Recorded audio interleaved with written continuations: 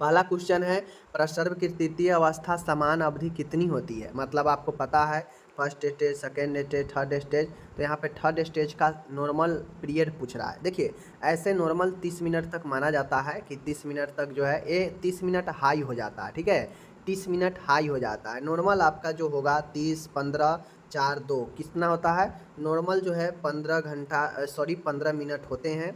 ऐसे 15 से 30 जो है आपको देते हैं, 30 मिनट लेटेस्ट होता है, लेट होता है, ठीक है।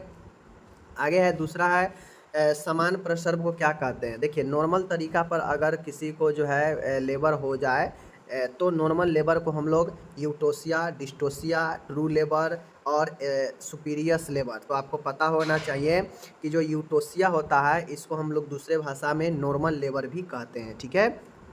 आगे है तीसरा नंबर का क्वेश्चन है, अच्छा क्वेश्चन है, कहता है गर्भाशय के सबसे भीतरी परत क्या होता है। तो मैं आपको बता दूं गर्भाशय के जो भीतरी परत में बना होता है यूट्रस, उसमें मायोमेट्रियम होता है बिचला परत, ठीक है, पेरीमेट्रियम होता है पहला परत, और मायोमेट्रियम होता है आपका भीतरी, सॉरी ये तो कार्डियम है, तो कार्डियम तो हार्ट का हो जाएगा, ठीक है, तो ये होगा नहीं, और इंडोमेट्रियम होता है भीतरी परत। तो हमसे क्या पूछा है यहाँ पे प्रश्न, हमसे पूछा है सबसे भीतरी, तो राइट आंसर सबसे भीतरी कौन सा होगा, इंडोमेट्रियम, ऑप्शन नंबर डी सही होगा, ठीक है। लेकिन यहाँ पे जो आंसर दिया गया है ये आंसर यहाँ पे गलत है, पेरीमेट्रियम सबसे ऊपरी परत होता है, बातें को ध्यान से समझ लीजिए, ठीक है।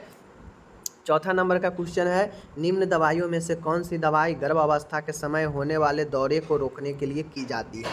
तो आपको पता होना चाहिए कि गर्भ अवस्था के समय अगर किसी को दौरा आता है तो वह किसका लक्षण है, इक्लेम्पसिया का, किसका, एक्लेम्पसिया का। एक्लेम्पसिया जो होता है यह एक्लेम्पसिया में दौरा पड़ता है पेशेंट को, और उसके लिए जो बेस्ट दवा होता है वह कौन होता है, magnesium sulphate, heparin, Lasix, calcium gluconate. तो आपको पता होना चाहिए option number A calcium magnesium sulphate जो होता है गर्भ अवस्था के समय इक्लेम्पसिया से जो है छुटकारा दिलाता है, ठीक है, या कम करता है, तो ऑप्शन नंबर ए राइट होगा। हिपेरिन आप लोगों को पता है, लैसिक्स पता है, यह सूजन को कम करता है, ठीक है। तो ये सब चीज़ें आप लोग जान गए। पाँचवा नंबर का क्वेश्चन है प्रसर्व के लिए सबसे उपयुक्त पेल्विस, आम भाषा में पेरू कहते हैं, ठीक है। पेल्विस सबसे अच्छा जो प्रसर्व के लिए माना जाता है कौन है, गायनिकोलॉइड, एंड्रॉयड, एंथ्रोपॉइड, प्लेटिपेलॉइड। तो ये चारों जो है पेल्विस का टाइप्स है, लेकिन सबसे अच्छा लेबर के लिए गायनिकॉइड पेल्विस माना जाता है। एंड्रॉयड पेल्विस पुरुषों में पाया जाता है ज़्यादातर, ठीक है। आगे है छठा नंबर का क्वेश्चन है प्रस्तुति संकट अवस्था, मतलब ऑब्स्ट्रेक्टियल इमरजेंसी का उदाहरण क्या है। मतलब प्रस्तुति में संकट का अवस्था क्या होता है, एनीमिया, प्रेगनेंसी में, रैप्चर यूट्रस में, मॉर्निंग सिकनेस, ओडीमा इन प्रेगनेंसी। तो यहाँ पे क्या करा, इमरजेंसी। तो देखिए प्रेगनेंसी में एनीमिया एक तो आम लक्षण है, ठीक है, मॉर्निंग सिकनेस ये भी एक आम लक्षण है, ओडीमा सूजन हो जाता है ये भी आम लक्षण है, लेकिन गर्भाशय का फटना एक इमरजेंसी कंडीशन हो जाता है, ठीक है, ऑप्शन नंबर बी सही है।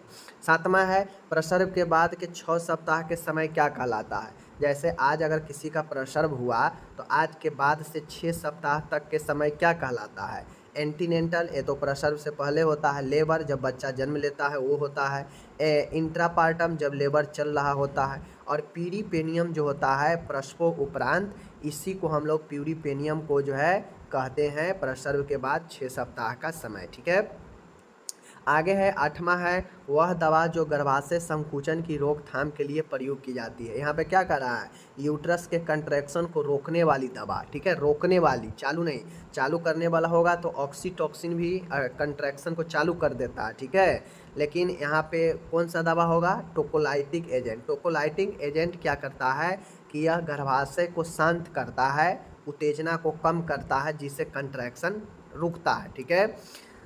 आगे है नौवां है गर्भ अवस्था के निदान के सबसे विश्वसनीय टेस्ट कौन सा है। तो आपको पता है कि जब कोई महिला प्रेगनेंसी में होती है तो उसको सबसे ज़्यादा एक्सरे, यूरिन, इम्यूनोलॉजिकल, अल्ट्रा, सबसे ज़्यादा जो है यूएसजी का ही टेस्ट कराया जाता है, पता होनी चाहिए आपको, ठीक है। तो अल्ट्रासोनोग्राफी प्रेगनेंसी में सबसे बेस्ट माना जाता है। निम्नलिखित में से किस अवस्था में माँ को स्तनपान नहीं कराना चाहिए, एक महिला को कब स्तनपान नहीं कराना चाहिए, retracted nipples, mastitis, diabetes, herpes. तो देखिए मस्टाइटिस जो होता है यह इन्फेक्शन होता है स्तन में, इन्फ्लामेशन होता है, और इस कंडीशन में इसका इन्फ्लामेटेड स्तन का दूध नहीं पिलाना चाहिए बच्चे को, ठीक है। 11 है हमारे शरीर में मुंह यानी फेशियल बोन के बारे में पूछ रहा है। फेशियल बोन कितना होता है आपको पता होना चाहिए, 12, 14, 16, 18। तो right answer 14 is the right answer, ठीक है। आगे है 12 है यूट्रस का आकार कैसा होता है, यानी गर्भाशय का आकार कैसा होता है, बादाम जैसा, डोम जैसा, नाशपाती जैसा, अन्य। तो आप पढ़ते आ रहे हैं 10वां से नाशपाती के जैसे होता है, ठीक है। 13 नंबर का क्वेश्चन है सेल के पावर हाउस को क्या कहते हैं, मतलब सेल के जो एनर्जी हाउस होता है उसे क्या कहते हैं, सेंटर जोन, माइटोकॉन्ड्रिया, ठीक है, गोल्जी अपार्टस और अन्य। तो माइटोकॉन्ड्रिया को हम लोग कोशिका का एनर्जी गृह, ऊर्जा गृह कहते हैं, ठीक है। 14 है विटामिन ए की कमी से कौन सा रोग होता है, रतौंधी, बेरी, सूखा रोग, अन्य। तो आपको पता होना चाहिए रतौंधी विटामिन ए की कमी से होता है, ज़्यादातर गाजर वगैरह खाइए। बेरी विटामिन बी के, सूखा रोग विटामिन डी के कमी से, ठीक है, पता होनी चाहिए। 15 है टाइफाइड के जांच के लिए कौन सा परीक्षण किया जाता है, आपको पता है टाइफाइड होता किसके कारण है, तो साइमोनोला टाइफी के कारण होता है। Widal test, western blot test, ELISA test, अन्य टेस्ट। तो टाइफाइड के लिए जो सबसे अच्छा टेस्ट माना जाता है विडाल को माना जाता है, ठीक है, टाइफाइड के पता करने के लिए, ठीक है। आगे है एड्स रोग है, एड्स कैसा रोग है, सेक्सुअल कंट्रैक्ट से फैलता है, हवा से फैलता है, कीटों से, उपरोक्त सभी। तो आपको पता है यह सेक्सुअल कंट्रैक्ट रोग है, ठीक है, एड्स, ठीक है, सेक्स से फैलता है। सबसे सुरक्षित प्रकार का शौचालय कौन सा है, आपको पता होना चाहिए वाटर क्लोजेस्ट, डग बेल, बोरबेल और पिट प्रेवी। तो आपको पता होना चाहिए सबसे जो अच्छे सुरक्षित जो शौचालय होता है वह जल के नज़दीक यानी वाटर क्लोजेस्ट होता है, ऑप्शन नंबर ए, ठीक है। 18 है कहता है किसके द्वारा अत्यधिक ऊर्जा प्राप्त होती है, किसके द्वारा अत्यधिक ऊर्जा प्राप्त होती है, प्रोटीन के द्वारा, वसा के द्वारा, विटामिन के द्वारा, कार्बोहाइड्रेट के द्वारा। तो देखिए वसा तो बॉडी के लिए गड़बड़ होता है, ज़्यादा फैट जो है लेना सही के शरीर के लिए सही नहीं है क्योंकि ये मोटापा देता है, लेकिन फैट सबसे ज़्यादा एनर्जी भी देता है, ये बात को आप लोगों को ध्यान में रखना पड़ेगा। 19 है निम्नलिखित में से कौन सा रोग विटामिन डी की कमी से होता है, सूखा रोग, रिकेट्स जिसे बोलते हैं, बेरी, नाइट ब्लाइंडनेस, स्कर्वी। आपको अभी बताए हैं सूखा रोग विटामिन डी के कमी से होता है, आंसर यही होगा। विटामिन बी के कमी से बेरी, नाइट ब्लाइंडनेस ए के कमी से, स्कर्वी विटामिन सी के कमी से, ठीक है। चलिए आगे है कहता है 20 नंबर डैश पर रेक्टल तापमान समान होता है, जो मलाशय का तापमान होता है कितने पर समान होता है, तो आप लोग पता होइएगा कि 99.6, 99.4, 99.8 इनमें से कोई नहीं। तो आपको पता होना चाहिए ऑप्शन नंबर हमारा ए सही होगा, रेक्टल का तापमान 99.6 नॉर्मल होता है, जो आपके मुंह के तापमान से +1 होता है। मुंह का कितना सॉरी नॉर्मल टेम्परेचर कितना होता है बॉडी का 98.6, इससे +1 कर दीजिएगा तो रेक्टल का हो जाएगा, ठीक है, ध्यान रखिएगा। आगे है यहाँ पे 21 आयुर्वेद का अर्थ क्या है, तो आयुर्वेद पूर्ण तरीका से जीवन विज्ञान, ज्ञान, जीवन का विज्ञान। तो आयुर्वेद पूर्ण तरीका से जीवन का विज्ञान है, ऑप्शन नंबर डी सही है, ठीक है। लाइफ साइंस है 22 है एनाल्जेसिक दवाइयाँ, दर्द निवारक, संवेदन हरण, सूजन को कम करने, इनमें से सभी। तो जो एनाल्जेसिक होता है जो दर्द से राहत देता है, ठीक है। उसके बाद संवेदन हरण जो दवा होता है एनेस्थेटिक दवाई होता है जो लॉस ऑफ सेंसेशन करता है। सूजन को कम करने वाला दवा जो होता है वह डायूरेटिक दवा होता है जो शरीर से अत्यधिक तरल को निकाल कर शरीर में सूजन को कम करता है, ठीक है, ध्यान दीजिएगा। आगे है 23 नंबर का है ओडी का अर्थ क्या होता है, ओडी, ठीक है, ओमनी डाई क्या होता है, दिन में एक बार, ठीक है, दिन में एक बार, दिन में 3 बार, 4 बार भोजन से पूर्व दिन में एक बार, वंस इन डाई कहिए या ओमनी डाई कहिए, दिन में एक बार, ठीक है। 24 नंबर है अध त्वचा यानी सब क्यूटेनियस अध त्वचा द्वारा त्वचा के नीचे स्थित ऊतकों में निम्न इंजेक्शन दिया जाता है। तो जो सब क्यूटेनियस होता है वह त्वचा के नीचे जो फैट वाला जो होता है ना उसी में जो है आपके दिया जाता है सब क्यूटेनियस, ठीक है। कहता है गर्म भाप सांस द्वारा दी जाती है जिसे क्या कहा जाता है, कहता है किसी को अगर गर्म भाप देना हो सांस को बढ़िया बनाने के लिए सांस के द्वारा, तो उससे हम लोग गर्म जैसे ही आ जाएगा तो उसमें स्टीम हो जाएगा, निवेशन, इंसर्शन, अंतःघमता, स्टीम इनहेलेशन, तो इनहेल मतलब होता है अंदर लेना और स्टीम मतलब होता है भाप, तो भाप के द्वारा श्वास के जरिए अंदर लेना स्टीम इनहेलेशन होता है। ठीक है।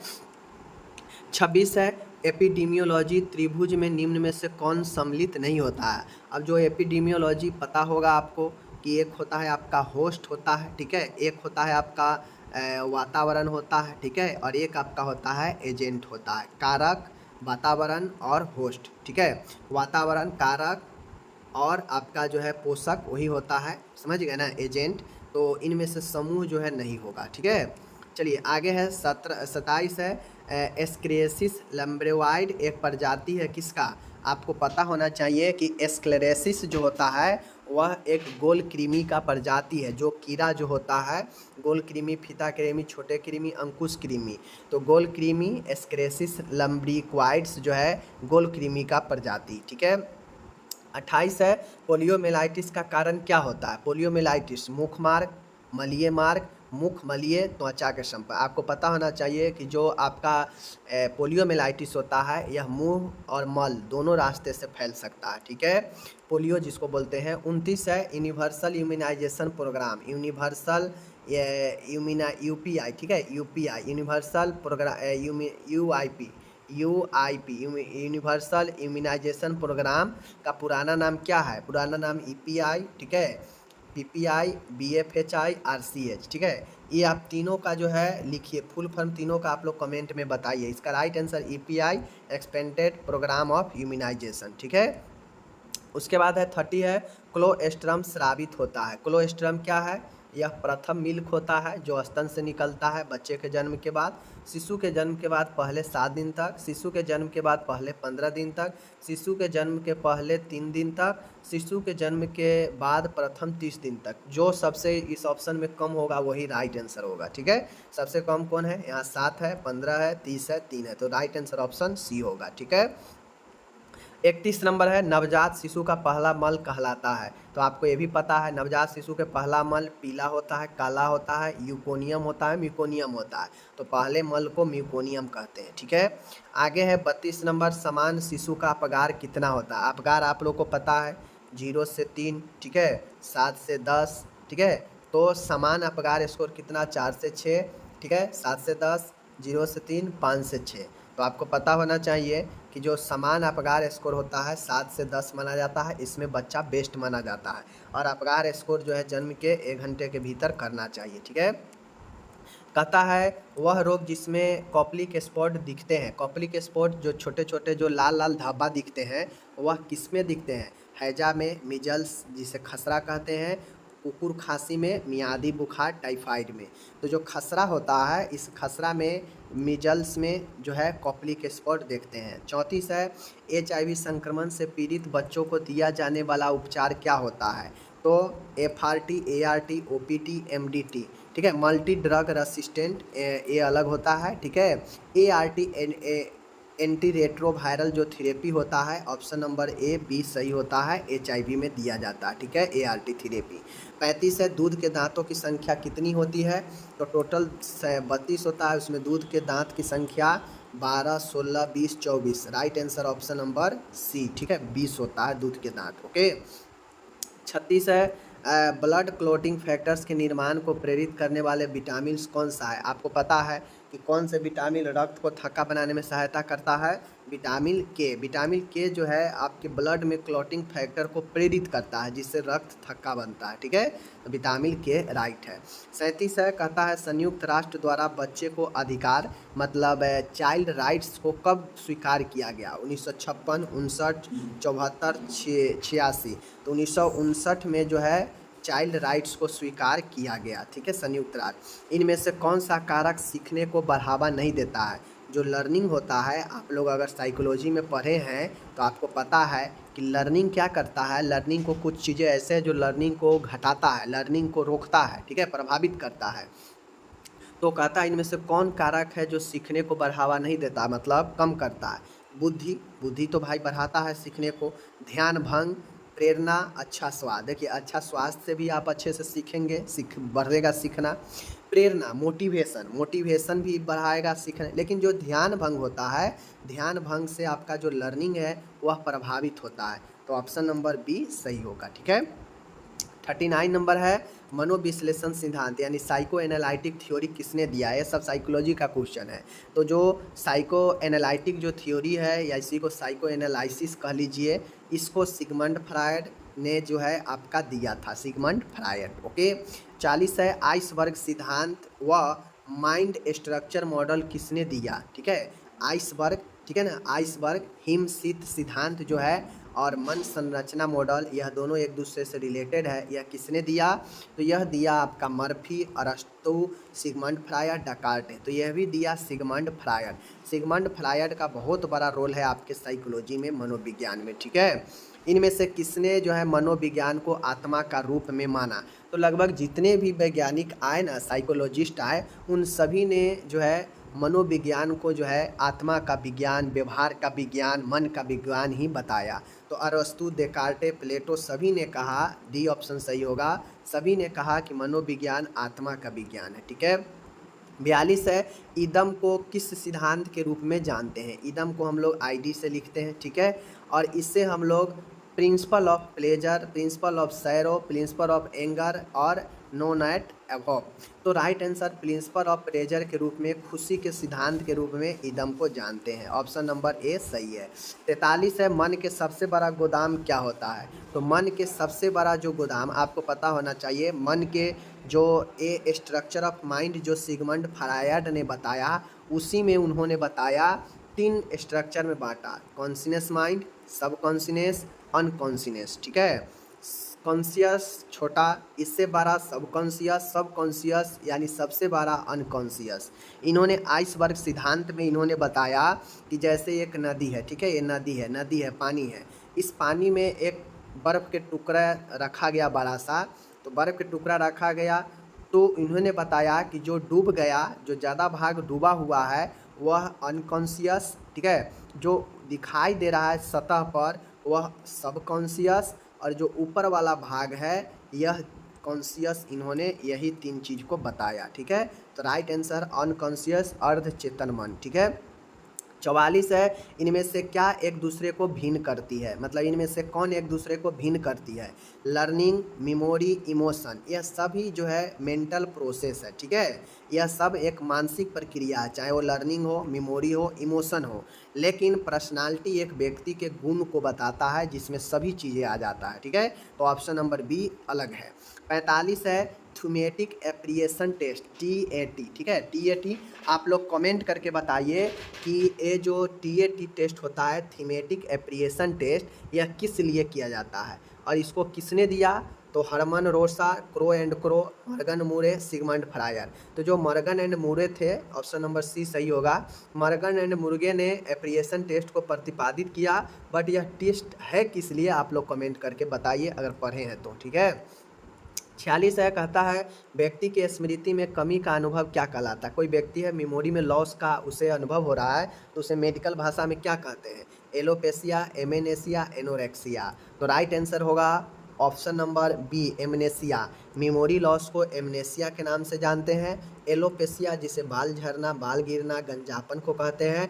एनोरेक्सिया भूख में कमी को एनोरेक्सिया। ठीक है। ये सब चीज़ें समझिएगा अच्छे से। 47 है आवश्यकताओं का पदानुक्रम किसने समझाया। ये भी साइकोलॉजी का क्वेश्चन है। और ह्यूमन हायरार्की नीड्स जो है, इन्होंने किसने दिया आवश्यकताओं का पदानुक्रम। मौसले, सिगमंड फ्रायड, पाल्वे, इनमें से कोई नहीं। तो मौसले ने बताया कि भाई व्यक्ति को क्या क्या चीज़ की आवश्यकता होता है, उन्हीं आवश्यकताओं को एक अनुक्रम में रखा, जिसे मौसले का आवश्यकताओं का पदानुक्रम कहा गया। ऑप्शन ए सही होगा। ठीक है। 48 है वह मच्छर जो पानी के अप्राकृतिक संग्रहों में पैदा होता है। वह मच्छर जो कहीं भी पानी जमा है अप्राकृतिक रूप से गंदे पानी में पैदा होता है, वह कौन सा मच्छर होता है। एडिज मच्छर, मेनोसोनाइड मच्छर, एनाफिलीज मच्छर और क्यूलेक्स मच्छर। तो एडिज मच्छर जो है अप्राकृतिक रूप से जमाव वाले पानी में जमा होता है। 49 है एक पोषक कैलोरी, न्यूट्रिशनल कैलोरी, उष्मा की वह मात्रा है जो बताता है 2 किलो पानी के ताप को 2 सेंटीग्रेड बढ़ा देगा, 1 किलो पानी के ताप को 1 सेंटीग्रेड बढ़ा देगा, 1 गैलन पानी को 1 सेंटीग्रेड बढ़ा देगा, 1 पाउंड पानी को 1 सेंटीग्रेड बढ़ा देगा। तो जो एक पोषक कैलोरी ऊष्मा होती है वह 1 किलो पानी के ताप को 1 सेंटीग्रेड तक बढ़ा दे सकता है। ठीक है, तो ऑप्शन नंबर 20 सही है। 50 है, संचारी रोगों कम्युनिकेबल डिजीज जो एक से दूसरे में फैलता है, इसको फैलने से रोकने का क्या उपाय है? सार्वजनिक शिक्षा, सही बात है, शिक्षा देकर रोक सकते हैं। जन समूह, लोगों में टीकाकरण करके भी रोक सकते हैं। आइसोलेशन मतलब अलग रख के भी जो है रोक सकते हैं। तो ऑप्शन नंबर डी सभी सही होगा। ठीक है।